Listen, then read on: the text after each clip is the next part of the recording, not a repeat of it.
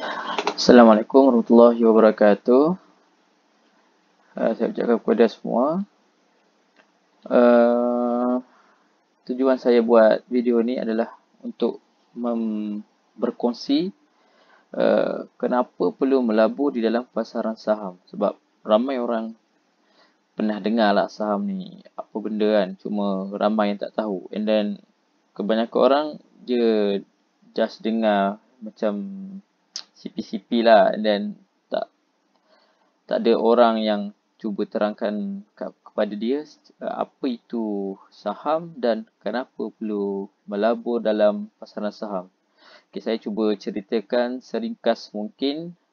Inilah untuk bagi satu gambaran yang secara taklah begitu dalam sangat. Just sepih-sepih je baru. Untuk tahu lebih dalam lagi saya akan try lah untuk buat satu video lagi untuk iaitu asas dalam pelaburan saham. Yang ni adalah saya cuba sentuh kepada topik ataupun kepada kenapa kita perlu melabur dalam pasaran saham. Iaitu saya nak sentuh beberapa apa itu saham, kelebihan dia, apa risiko yang kita kena tahu. Okey, dalam ni ada beberapa slide lah, 5 kot. Okey, saya pergi kepada next slide. Okey, mengapa Okey, dalam dunia ni ada pelbagai jenis pelaburan.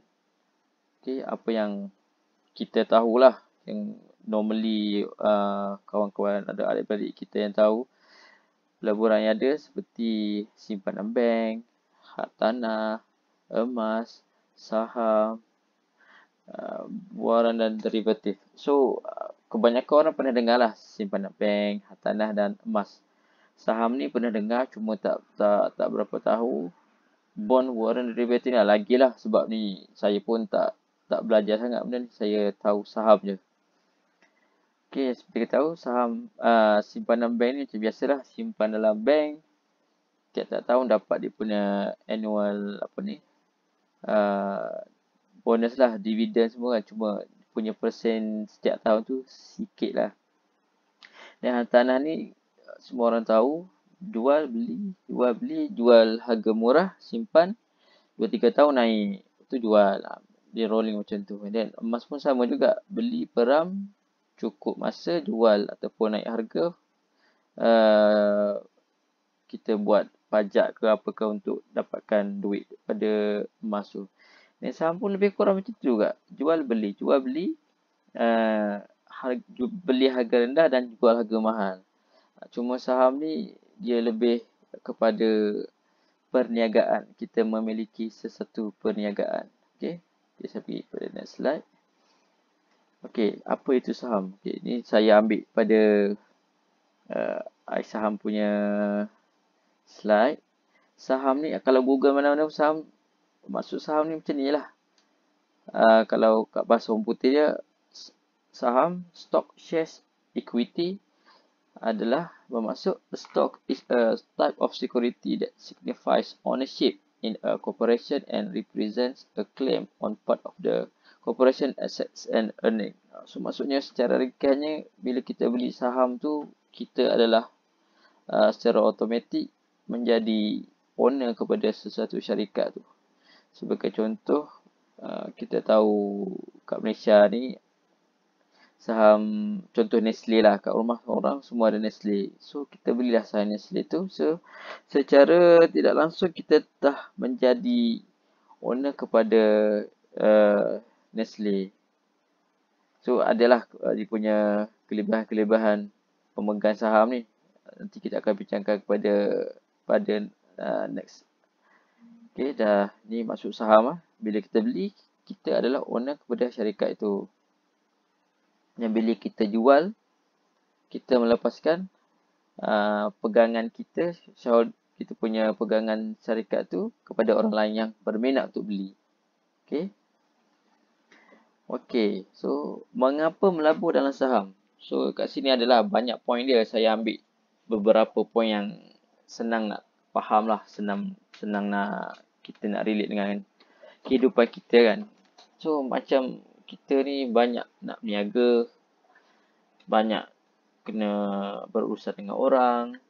So macam hartanah, saya tak kutuk hartanah, cuma saya nak bagi tahu dia punya proses jual beli complicated. So saham ni, okay, yang mudahnya saham ni, mengapa kita perlu melaburnya adalah saham ni dia adalah pemilikan perniagaan. So bila kita beli saham, then kita jadi owner. Seperti yang saya terangkan maksud saham tu lah. Then nombor 2, saham ni senang untuk jual beli dan kos dia rendah. Okay, ni membabitkan liquidity. Liquidity ni macam kita beli hari ni, kita jual esok. Senang. Tak perlu nak macam chop stamp lah, mati stamp lah, nak jumpa orang tu lah kan. Semua just kita beli. Sekarang ni kan banyak semua guna smartphone kan. Kita install, kita ada punya app sesuatu bank pelaburan tu. Contoh yang saya ada adalah M Plus lah. M Plus, RSB. Guna tu sahaja kita jual dan beli. Tak perlu nak jumpa orang untuk buat meeting lah apalah kan. So senang je. Okay, nombor 3, kebebasan berurus niaga. Maksudnya kebebasan berurus niaga ni suka hati lah. Kita nak buat bila. Jangan cuma dia punya jadual ada waktu kerja. Pukul 9 pagi sampai pukul 12.30 tengah hari. Itu rehat pula. Rehat selama 2 jam. 2.30 buka balik. Sampai pukul 5 tutup. So di antara waktu tu kita boleh pilih masa yang kita nak lah untuk berurus niaga. Contoh kita dah beli satu saham tu semalam. So kita rasa dah berbaloi lah dengan keuntungan yang kita dapat, ataupun kita nak jual sebab dah tak tahan dengan kerugian tu, kita jual lah. So kita plan jual esok, kita jual lah. Tak perlu nak complicated sangat lah, sebab benda ni kita yang uruskan sendiri, kita yang decide, kita yang pilih masa. Semua tu urusan kita. Kita yang, tak ada orang yang paksa kita untuk ni kan. Dan nombor 4 adalah saham ni senang dipantau. Dengan, kalau tuan-tuan pernah tengok, pernah tertengok lah dia punya graf-graf dia semua kan. Tu adalah cara-cara nak memantau saham lah. Sesuatu saham tu. Sebab pergerakan saham ni, pergerakan harga ni, kita boleh tengok dan kita boleh pantau. Bila kita pantau, kita kena ada macam satu guideline lah. Bila kita perlu beli, bila kita perlu jual, kenapa kita nak jual, kenapa kita nak beli. So, benda tu memang memerlukan pemantauan lah. Yalah, kalau kita ada bisnes jual baju ke apa kan, kita pun kena pantau juga kan kita punya bisnes tu. Berapa untung, berapa modal, nak jual kat siapa. So, dia punya aliran wang masuk, wang keluar, tu kena pantau lah. Okay. Next, nombor 5. Dapat pulangan maksimum dan rendahkan risiko. Okay. Bila kita pantau, kita akan dapat minimaskan kita punya risiko dan kita maksimumkan kita punya keuntungan. So, daripada situ, dengan saham ni, semua kita sendiri yang uruskan. Okay. Tak perlu rely kepada orang lain. Sometimes perlu juga dapat pendapat kawan-kawan, cikgu semua kan, untuk meyakinkan kita berurus niaga. Okey, seterusnya kelebihan cukai. Okey, cukai ni saham ni kita tak dapat tak perlu dikenakan cukai. Adalah cukai yang ada dalam cukai macam SST semua kan. Adalah di dalam urus niaga tu, dia punya kos-kos yang ada. Dia tak adalah macam free of charge. Mesti ada kos. Macam kita berniaga, ada kos sewa, kos minyak, kos bahan api. Ya. So macam saham ni agaklah kos broker, SST, macam-macam. Nanti kita akan sentuh lagi dalam bila ada masa lah. And then yang last sekali, okay, maklumat di hujung jari. Maksudnya kat sini, dengan dunia sekarang ni, semua orang pakai handset smartphone. Kat situ memang maklumat kita cari je. Contoh satu saham tu adakah okey tak okey untuk dia beli. So kita tengok company dia, apa profile dia, adakah company tu buat untung, adakah company tu tengah rugi. Kita tengok sentimen sekarang, kita google je. So daripada situ saya dapat katalah memang pelaburan saham ni memang satu perkara tak mudah dan tak susah. Faham? Okey. Kalau siapa-siapa ada soalan tu, nanti tulislah komen. InsyaAllah saya akan jawab lah. Okey. Pasar dan pasaran saham. So, ni analogi dia lah. Kebanyakan cikgu-cikgu cakap lah. Analogi pasar dengan pasaran saham. So, saham ni macam pasar je lah. Di mana tempat ada penjual dan pembeli. Kita adalah pembeli, penjual tu adalah syarikat-syarikat yang menjual pegangan dia lah. Ataupun ada penjual lain macam saya dah beli, and then you adalah penjual. Saya dah ada satu share saya ada pegangan satu syarikat tu, saya nak jual kepada kamu. Saya adalah penjual dan you ada pembeli. So ada transaction tu berlaku. Semua ni berlaku dalam automatik lah, ada dalam sistem yang telah Suruhanjaya Security tu pantau. Okay, faham? Tengok tu, ada orang jual beli. Itulah dia punya senang nak faham lah. Okay, tapi saham ni ada risiko juga. Tak semua semua benda yang kita ceburi ni semua ada risiko. Cuma cara kita manage risiko tu yang menentukan kejayaan kita lah. Sama ada kita akan dapat untung ataupun kita rugi.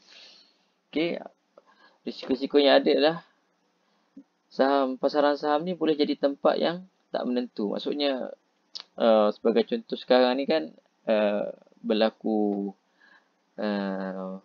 pandemik corona kan. Kat situ memang saham jatuh. Memang kau lah satu dunia. Satu dunia efek. Tak terlepas. Malaysia pun efek juga. Tapi tak bermaksud kita perlu kita perlu jauhkan daripada melibatkan diri dalam saham ni.